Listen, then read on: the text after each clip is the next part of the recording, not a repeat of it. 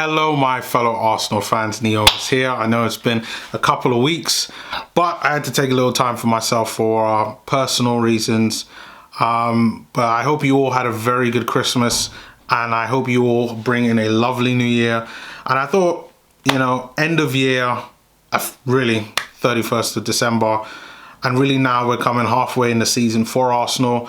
I thought now is the time to start to kind of look at where Arsenal are, where I think that they can be, talk about the preview against Man City, because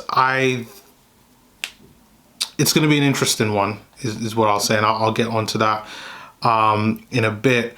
And then potential transfers, because I think everybody's looking forward to transfers and what things might look like or might not look like, or who's going to go and who's going to come. With everything that's been going on with Aubameyang as well, it's going to be a difficult one for Arsenal, and lots of changes all round, and I'm sure there's going to be lots of teething with whoever there is might come in. But first of all, let's talk about Arsenal's position in the league. So now Arsenal have played 19 games in. Now, originally I wanted to do this after with the Wolves game played, so then I could look at that as the result, and then from there go on to then kind of predict on where I generally thought Arsenal will finish. But with that game not happening, and at least the Man City game looking like it is happening, I thought, why not look at the table and kind of predict where Arsenal are? You've still got a bunch of teams around us that have played 19 games. So you got Arsenal, West Ham have played 19, Palace, Southampton, Newcastle and Norwich have all played 19 games so far this season. You got 2 in Man City and Chelsea who've played 20. And then you've got ones like Spurs, Everton, Watford, those who have all played 17 games. And Arsenal got 35 points from those 19 games, officially halfway in the season. The Norwich result, because we'd already faced them in the first half and already faced them here, it changes things a little bit slightly, but it's just a prediction. So you can make a fair prediction that Arsenal will probably finish on 70 points at the end of the season. 70 points. 70 points is top 4 type of level. This is where Arsene Wenger used to be on a consistent basis, finishing with 73, 74, 75 points by the end of the season. And I know that the Norwich result, because we'd already played them twice, and Wolves we haven't even played once.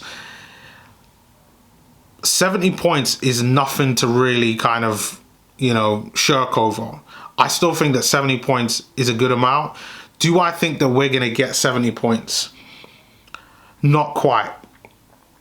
Not quite. And that's because I do want to take the Norwich result out and put in the Wolves. And even then, I still think that we're going to get a strong end to the season. But I think most importantly, the one thing that I wanted at the beginning of the season is to finish in a European position. And even though the table is still close, I think what you're seeing over this Christmas period is you have teams around us that have been dropping points.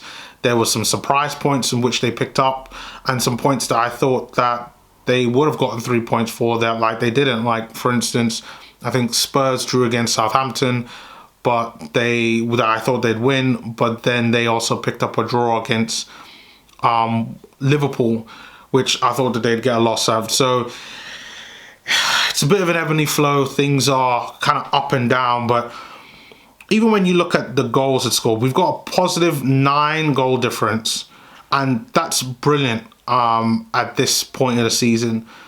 Even if you take the Norwich result after that, which was we scored 5 goals in that game, that would still be a +4, which would still put us in the top 6. It'd really only be West Ham, who have also a positive 9 goal difference so far in the season. So when you look at it, even if you're critical with Arsenal right now, like, they're moving in the right direction, and you got to give credits up to Mikel Arteta and what he's doing so far. And now that we're halfway in the season, now it's just a matter of consistency. If we beat the teams we're supposed to beat, if we lose against like the top four that I thought they finished last season, so City, Chelsea, Liverpool and Man United, but the teams that are around us, teams like West Ham, Wolves, Leicester, Spurs, Aston Villa and Everton, if we draw against those, I honestly think we'll finish in a European position and possibly even in the top four. I'm not one to believe that we're going to stay in fourth throughout the whole season. I think that as the season goes on, things will start to show the forms of other teams that I just don't think will continue as the season goes on. I think somewhere along the lines, things for them will start picked up. Man United, to be more instance. But if things don't pick up for them, then maybe we can. Because I think at the very least, we'll get Europa League football, which will be 5th or 6th, which is progression. Because after finishing 8th 2 seasons in a row, that's what you want. And potentially to even finish in a Champions League spot, financially, it would put us in a great place. Absolutely great place financially for Arsenal. It would probably open the door up to different types of players we could bring in, whether it's bringing players on loan or bringing players in on permanent deals. It's just all positive. So right now, I would say for Arsenal fans, be happy. You kind of have no choice but to be happy. Say what you want to say, criticize what you want to criticize, but the table don't lie. And it'll be even more doesn't lie by the end of the season. That's the key thing. The table doesn't lie at the end of the season. If we are even close to being consistent as how we have been in the first half of the season, we'll do well. We will do well. I'm still going to go for 7th place because I am very pessimistic with Arsenal. And so if we do finish above 7th, they'd be great. And I'll be happy. So I'm happy with the way how things are. I'm happy with the young players. Not happy with some of the transfers. At least potential transfers going to be leaving. Like the likes of Lacazette, like the Eddies and Nketiahs are of this world. It's just a shame to lose 2 kind of talented players on a free. Lacazette, I kind of understand. 30 years old on 180, 200 grand a week. Just way too much money. For us to keep him. But if we could keep him for a year, if he wants to do that, great. But knowing the offers that Lacazette's going to get, I do expect him to leave. I mean, I think he's done a pretty decent job at Arsenal. I think it was pretty presented to him that when we bought him, he was going to be the guy to play with and potentially replace Giroud, which he was. And then Aubameyang comes in and completely replaces all of that. So he's almost had to play second fiddle for the most of his time here. So now is the time for him to leave, which I do think that he will. I think that he'll get offers. Maybe not necessarily as much as he's getting paid at Arsenal, but I think probably overall his Arsenal career has been... It's been good. Probably not as much and as good as a lot of people would have liked, but I still think overall a pretty decent Arsenal career as well. Then with Eddie and Nketiah also leaving, that for me is a shame. I'm a big fan of Eddie, even though I know a lot of you are not a big fan of Eddie.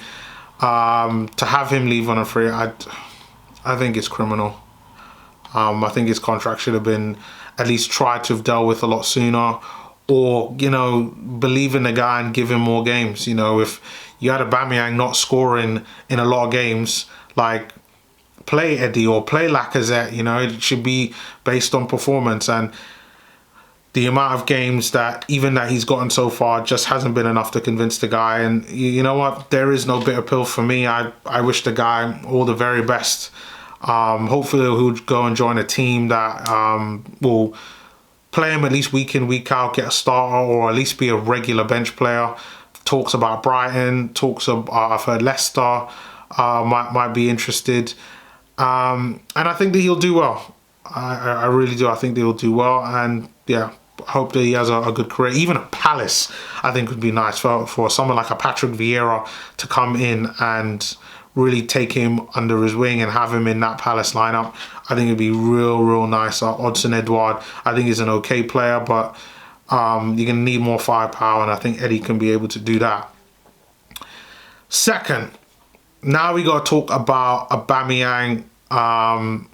The rumours have gone into overdrive about him.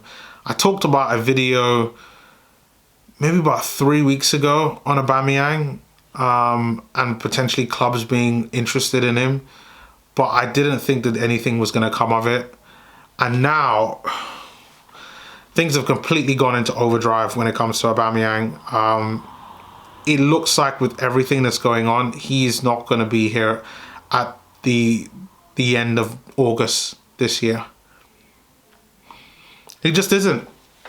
I don't see him. Like, I'm hearing some crazy stories that he disrespected the manager, and for me, I'm completely against that. The similar thing happened with Emery. I heard players were going against him, talking shit about the manager, and it's unacceptable. And if any of that is true, then he has to go. And some of the rumours on the teams that are interested in him, Newcastle, obviously, because they've got tons of money. Barcelona, I've heard Juventus, I've heard Real Madrid, I've even heard Chelsea saying that they might be interested in Aubameyang as well. It's crazy what's going on with him. And to be honest, like, after this season, he would have had a year left anyway. So if we can get some money for him, I'll take it, to be honest. And then we're left in a position whereby we do need to start looking at long-term successes and what that might look like overall. Who are we going to bring in? Talks are about guys from Real Madrid. Luka Jovic said to be one of them. Calvert-Lewin, we still hearing talks about. The guy from Lille, Jonathan David, who I'm a big fan of. I think for right there you've got your Lacazette replacement, and he can drop back into midfield, into that kind of number 10. He'd allow you to play almost like a false 9. I thought it would be really nice. But again, it all just depends on costs and what that all looks like for Arsenal. And one way or another, whether it being in January or in the summer, Arsenal have to do some business. But I do think that it's going to be all good for Arsenal. Other potential transfers, Maitland Niles said to have accepted a loan to go to Roma, which is crazy. But okay, the guy's not getting games. Guy wants to play. Probably wants to try to get into the Euro squad. Yeah, good. I hope he has a successful loan. And then I think maybe it's just time to ship him out. Like, I mean, it's just getting ridiculous with the whole Maitland-Niles stuff now. Like, a year ago, we were talking about the same thing with Maitland-Niles. Went out on loan, West Brom, and still the same stuff. So hopefully he'll get his opportunity to leave. And then with the whole African Cup of Nations, we're going to need lots of bodies in midfield. I've heard people talk about potential Jack Wilshere, Renato Sanchez. Maybe that's one's a little bit more long term, but we'll just have to see what we can do overall. But I think right now, Arsenal are in a good space, at the very least, to get some type of European football, which for me is the most important part, is to get the European football. I cannot stress this enough. I can't stand watching Champions League and Europa League football and not even seeing Arsenal there, and just really have nothing to do on Thursdays. I don't even watch all the games. So hopefully we can be able to do something from those and then see how things go, because I'm liking the way how things are going so far. And then finally, the Man City game. So Man City is always a bad one, for the most part. You know, there are times where we have done well against them. Obviously, we got the FA Cup, a couple of years ago now. But overall, we don't do well at Man City, or against Man City in general. They always dominate us on the field for the most part. Even if the scoreline is low, they always dominate us. And hopefully we can be able to come up with tactics and play in a way that kind of stops them. But this Man City team for me are so talented. They've got so many. They've got guys on their bench that would make it in our first team. And that's the amount of talent that they have. It's crazy the amount of talent that they have. They've got 2 11s in their whole squad. And this is why I think that with our good form right now, I think this is going to be the game for the neutrals overall. Like the game they had against Leicester, they won 6-3. I'm actually going to go with 4-3 to City. I think this is going to be an absolute goal fest. A game for the neutrals. I think we're going to be right in there. I think we're going to be competitive. But as you can see from that Leicester game, Man City can be got at. And I know they've had a couple of injuries. They've still got players kind of coming back. But I think we can go out there and put in a similar performance to how Leicester did. I know you can make the argument that Man City went 3-0 up and then they kind of coasted and then they allowed Leicester to come back into it. But I think it's a bit more than that. You know, like I see Pep as much more of a clinical manager who isn't going to just accept just 3-0 and then just sitting back after half-time, wants to kind of go for the jugular, like what he did against Watford. I think it was the end of the FA Cup. This was also 2 years ago, or maybe 3 years ago. So I do think that there's a chance there. I know everybody's talking about free hit, but for me, this is a free hit game. We have nothing to lose in this game and everything to gain. So I'll leave it to Mikel Arteta to kind of play the formation on which he wants to play. I'm hoping that he's probably going to go with something like a 4-5-1 or 5-4-1 with the 3 centre-backs and the 2 attacking full-backs, which would be kind of Cedric and Tavares, with Tierney being the left-sided centre-back, Rob Holding being the right-sided centre-back, and then Gabriel being the centre-back in the middle. And then you still got, you're definitely going to see Partey and Xhaka. And probably Sambi in there as the 3. And then probably like Smith Rowe. No. I would say probably Xhaka, Partey, Smith Rowe and Maitland Niles. Just because Maitland Niles and Smith Rowe can play out wide, even in that midfield, and they could still give us width kind of going forward along with the attacking fullbacks. Maybe even Odegaard out wide. It's going to be an interesting one. For me, I think the key part is that we have to try to get possession to get City from having the ball. Because if City have the ball, they're just going to absolutely dominate the whole game. And we want to be able to try to get some type of possession in the game. On average in recent games, we've been getting well over 50% possession, going into the 60s. And even though I don't think we'll get that within City, if we could still manage something like 50-50 or 55-45, I think that kind of puts us in a good straight. But we've got to be able to dominate the midfield, cut the passing lanes, and just work hard, track back, do everything that we need to do, put in a real dogged performance overall, but still also provide us with some attacking verve in there as well. Which is the reason why Lacazette should still continue. Well, and we don't have a choice, right? Aubameyang is out. I don't see Eddie playing unless Lacazette is injured or have COVID or something like that. So that's the way how I see that. And then Man City. I mean, you take your pick. Apart from their defenders, they just play without. They play strikerless. You know, I mean, even their fullbacks can also play in midfield, and their centre backs. I mean, especially if they're going to play Fernandinho in defence. Like, it's absolutely crazy, like, how versatile that their team is.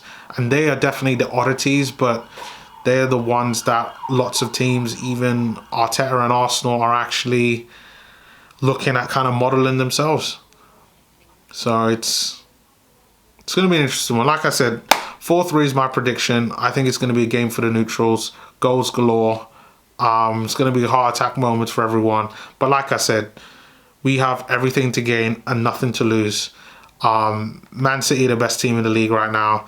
They're 7 points cleared of everybody else, of Chelsea, of Liverpool, and they're showing why they are the best team in the Premier League.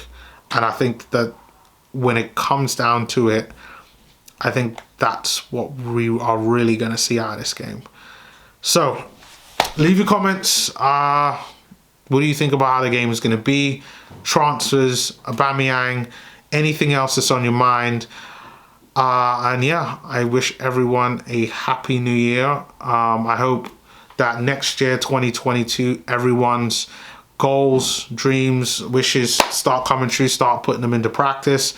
I know everything with me, things are changing with me, and lots of changes going on, and some stuff I'll talk about, maybe not in my next video, but the video after that, on everything that's going on with me there. But until then, I'll see you guys next time. Peace.